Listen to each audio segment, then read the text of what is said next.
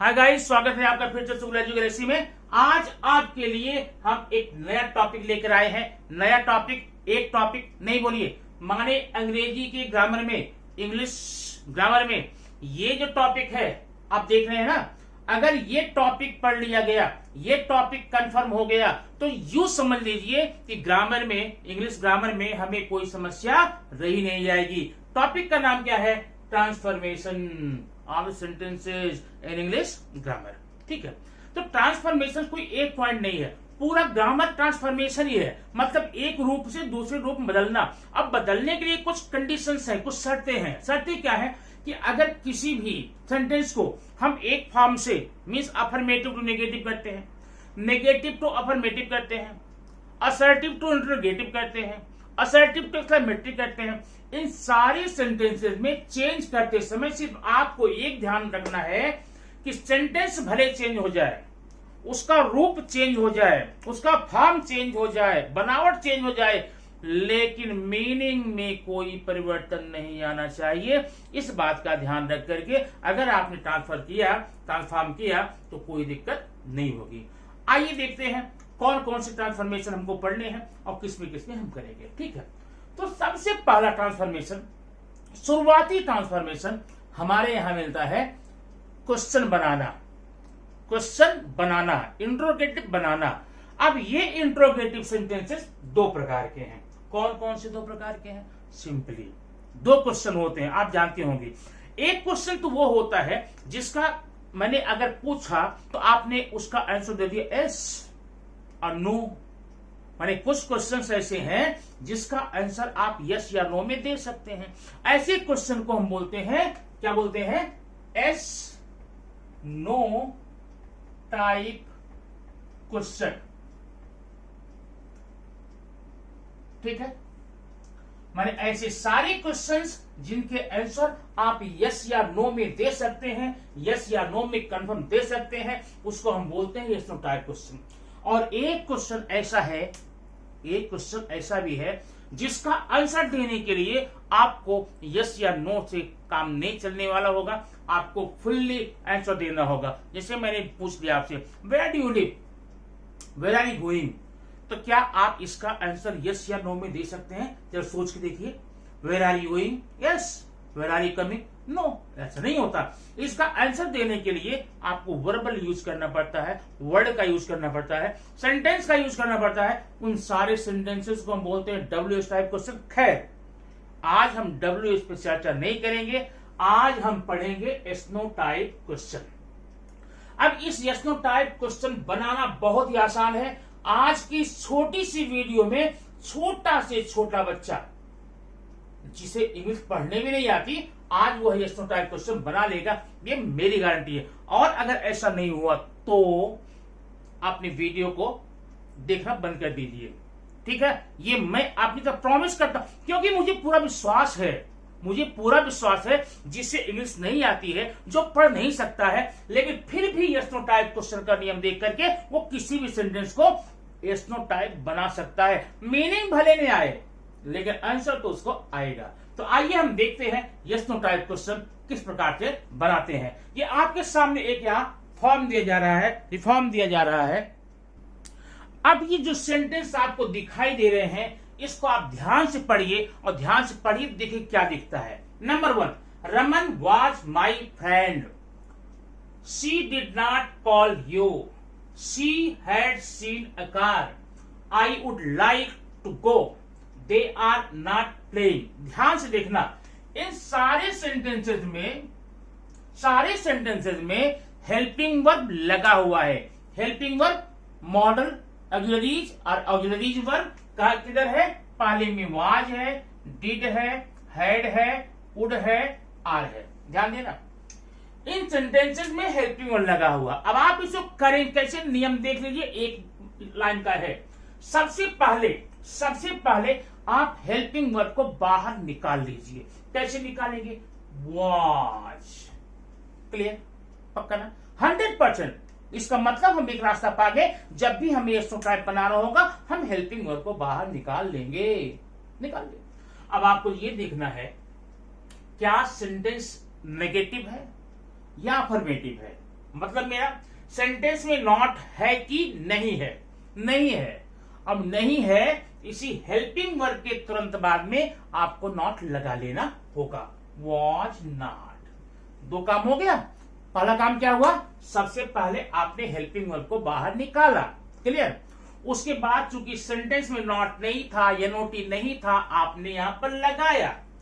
अब full sentence, पूरा sentence लिख डालिए, बस हो गया काम। अब देखिए, was not, यहां आगे रमन, was not रमन, ये ले चुके हैं my friend। क्वेश्चन मार्क लगाना कंपलसरी है। इस प्रकार से आपका ऐसा क्वेश्चन हो गया, क्लियर। अब 5 सेंटेंस देखिए। Number 2, she did not call you, क्या करेंगे, हेल्पिंग वर्ब डिड है, मैंने लिया यहां पर, देखिए डिड ले लिया। इस सेंटेंस में नॉट है, यहां पर नहीं लगाएंगे तो क्या होगा, डिड शी, ध्यान देना, डिड ले लिया, नॉट नहीं लगाना है क्योंकि है इसमें। अब स्टार्टिंग से डिड शी, ये आप ले चुके हैं, ये लेना नहीं है, कॉल यू, क्वेश्चन मार्क, ठीक है, बस हो गया। अब माने दुनिया की जितने भी सेंटेंसेस में हेल्पिंग वर्ब रहेगा उसका यस नो टाइप बनाने का एकमात्र तरीका यही है, और बहुत आसान तरीका। हेल्पिंग वर्ब क्या करेंगे, बाहर निकालेंगे, नॉट नहीं है तो लगाएंगे, है तो नहीं लगाएंगे, बाकी पूरा सेंटेंस लेकर के, पूरा सेंटेंस लिख करके क्वेश्चन मार्क लगा देंगे। अब तीसरा देखिए, मैं लिखूंगा नहीं, आप समझ गए होंगे। She had seen a car, she had seen a car, helping verb had, बाहर निकालेंगे, हैड, नॉट इसमें नहीं है, लगाएंगे had not see seen a car, बस ये सेंटेंस हो गया। अब देखिए नीचे 2 सेंटेंस और हैं, चौथा पांचवा ये मैंने आपके लिए छोड़ा है। 3 बता दिया, 1 2 3 हो गया, 4th एंड 5th आपके लिए। दोस्तों हमने यहां सीख लिया कि जब भी हमें यस नो टाइप लगाना होगा, बनाना होगा, हम सेंटेंस में स्टार्टिंग में हेल्पिंग वर्ब कंपल्सरी लगाएंगे। अब यहां पर देखिए अच्छी बात क्या है, यहां पर आपको हेल्पिंग वर्ब मिल गए, सेंटेंस में ही मिल गए, आपने निकाल लिया बाहर।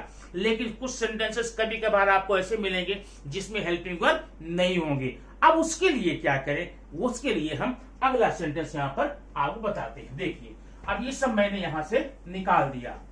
स्टेप नंबर 1 हमारा पूरा हुआ। हमें कुल मिलाकर के यस नो टाइप पढ़ने के लिए 5 कदम बढ़ने हैं, कितने, 5 स्टेप। एक स्टेप हम बढ़ चुके, सीख चुके। अब देखना नंबर 1 यहां पर, Seema calls her, boys play kabaddi. Third, I wrote a letter. अब देखना यहां पर अ लेटर, 3 सेंटेंसेस हैं, Seema calls her, boys play kabaddi, I wrote a letter. और देखिए पहले में भी हेल्पिंग वर्ब नहीं है, दूसरे में भी हेल्पिंग वर्ब नहीं है, तीसरे में भी हेल्पिंग वर्ब नहीं है, तो हम क्या करने वाले, हमें बिना हेल्पिंग वर्ब का हम यस नो टाइप बना नहीं सकते, कोई नहीं बना सकता। कभी भी यस नो टाइप बनाना होगा तो आपको वहां पर हेल्पिंग वर्ब का यूज करना होगा। अब चूंकि इसमें है नहीं, हमें इसमें निकालना पड़ेगा, ढूंढना पड़ेगा। कैसे ढूंढेंगे, देखना, जब आपके सेंटेंस में हेल्पिंग वर्ब ना हो तो आप सीधा वर्ब पर नजर डालिए, वर्ब पर।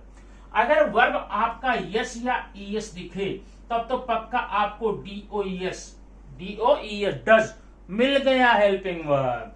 अगर आपका वर्ब डू दिखे, सॉरी वर्ब आपका फर्स्ट फॉर्म में दिखे, माने प्रेजेंट फॉर्म में दिखे, पक्का आपको मिलेगा डू।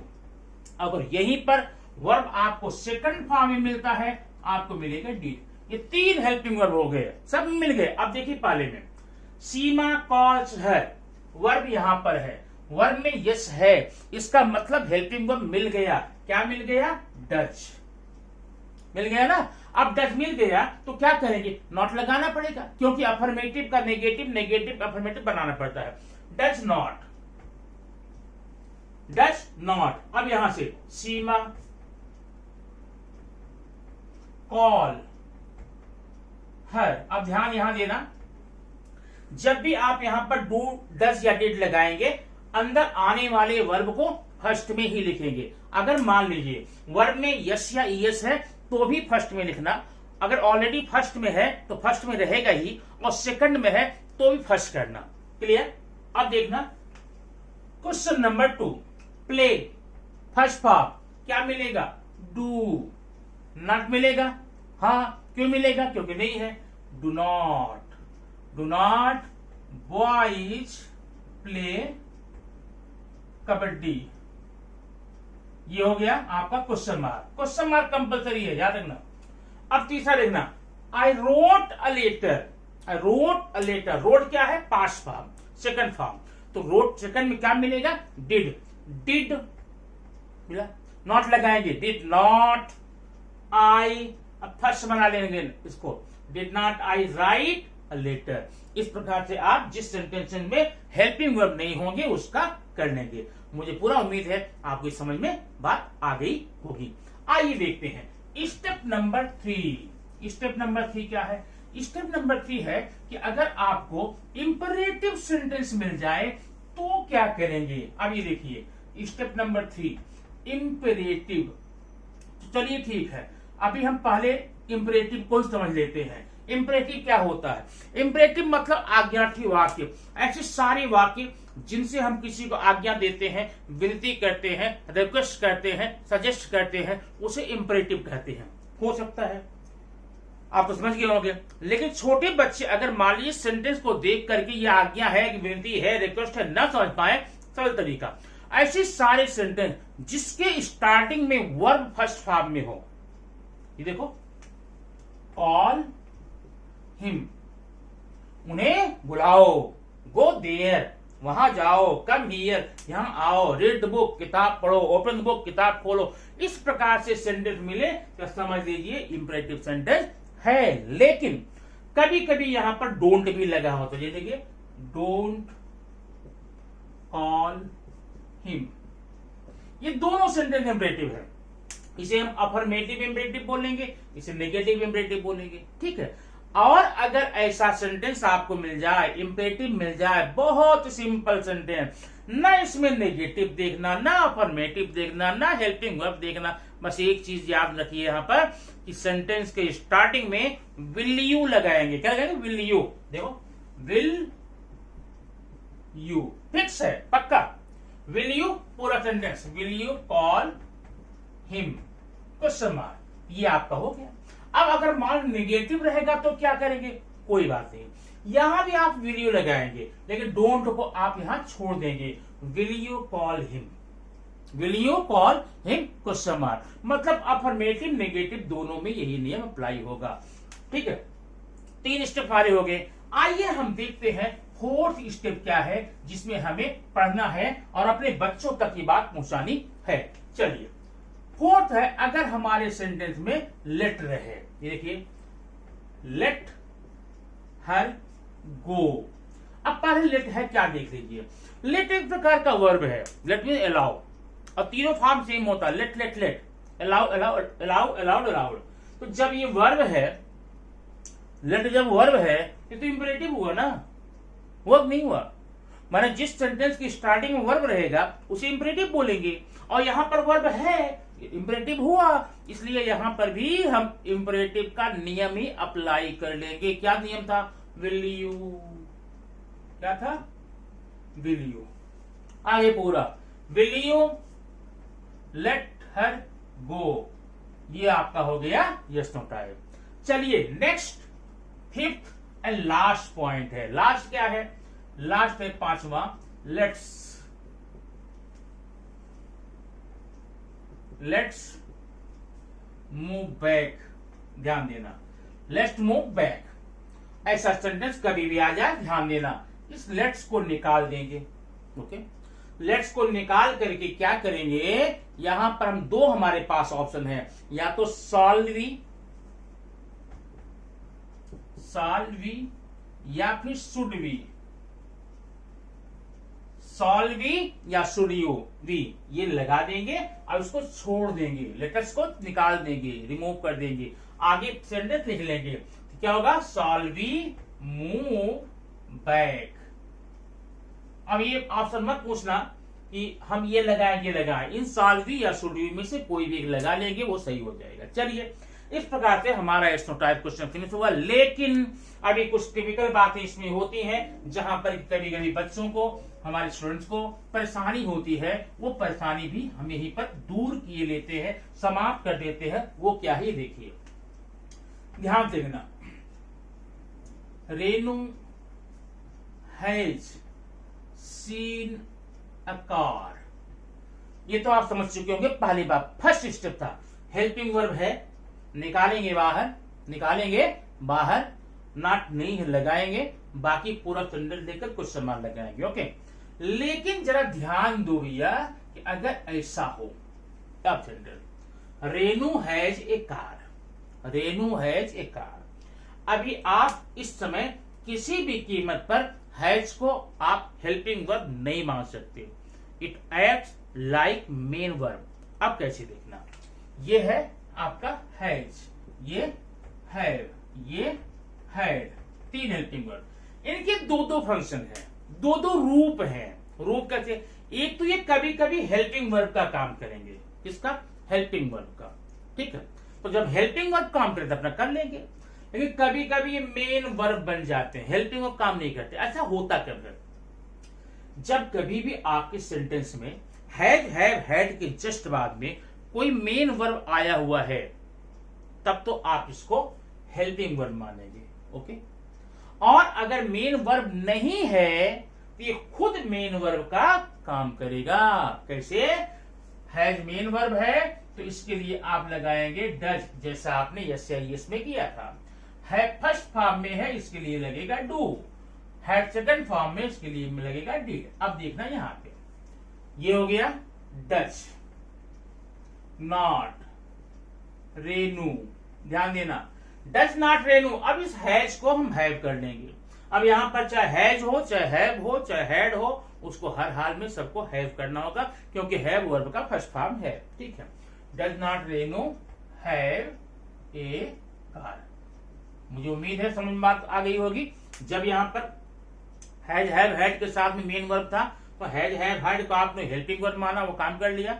जब यहां पर हेल्पिंग वर्ब नहीं है, जब मेन वर्ब नहीं है, तो हैज खुद अपने आप में मेन वर्ब का ही काम करता है, ठीक है।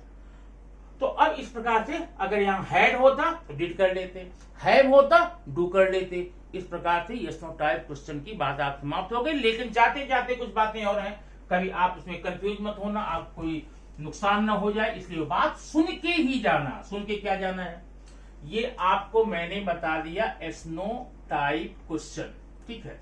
आपको एग्जाम में आ जाएगा तो आप कर लेंगे। लेकिन कभी कभी इसी बोला जाए भैया rewrite sentence as verbal question, verbal question, तब क्या करेंगे, वही है वर्बल क्वेश्चन में भी आप यही करेंगे। कभी कभी बोला जाएगा, आप भाई लिखिए question, rewrite sentence as question, sentence को क्वेश्चन के रूप में लिखिए, तब भी आप यस नो टाइप ही करेंगे। रिराइट सेंटेंस एज इंटेरोगेटिव, तब भी आप वही काम करेंगे, ठीक है ना। Rewrite sentence as rhetorical question, rhetorical question, कि 5 नाम है, 5 नाम ध्यान रखना, नहीं तो कभी हो सकता है आपने यस नो टाइप पूरा पढ़ लिया है, लेकिन आपके एग्जाम में आगे रिटोरिकल क्वेश्चन आप छोड़ के चले जाते हैं, कहते हैं हम तो ये पढ़े नहीं कभी नहीं। तो ये इसके 5 नाम है, 5 को कंफर्म करना और एग्जाम में अच्छे नंबर आपको मिलेंगे। इस प्रकार से ये दोस्तों, ये इंग्लिश ग्रामर में ट्रांसफॉर्मेशन की सीरीज चल रही है। जितने भी ट्रांसफॉर्मेशन में पॉइंट आते हैं वो एक एक करके आपको वीडियो मिलते रहेंगे। अब मुझे विश्वास है आप इसे देखेंगे, भरपूर लाभ उठाएंगे, ठीक है। और अगर पहली बार आप दिख रहे हैं तो सब्सक्राइब करना न भूलें, बेल आइकन के ऑल वाले ऑप्शन पर क्लिक कीजिए, ताकि ऐसी वीडियो आपको निरंतर मिलती रहे। और दोस्तों ध्यान देना, ये आपके लिए बहुत जरूरी वीडियो है, ये कोई एंटरटेनिंग वीडियो नहीं है, ये आपके यूजफुल है, आपके परिवार के लिए है, आपके भाई बहनों के लिए है, आपके फ्रेंड्स के लिए है। मतलब इंग्लिश ग्रामर में ट्रांसफॉर्मेशन पूरा करने के बाद में तब ग्रामर में आपको कोई चीज ऐसी बचती नहीं जो आपको डराए, और सारे के सारे ग्रामर ऐसे हैं। फिर मिलते हैं नेक्स्ट वीडियो में कुछ ऐसे ही नए पॉइंट के साथ।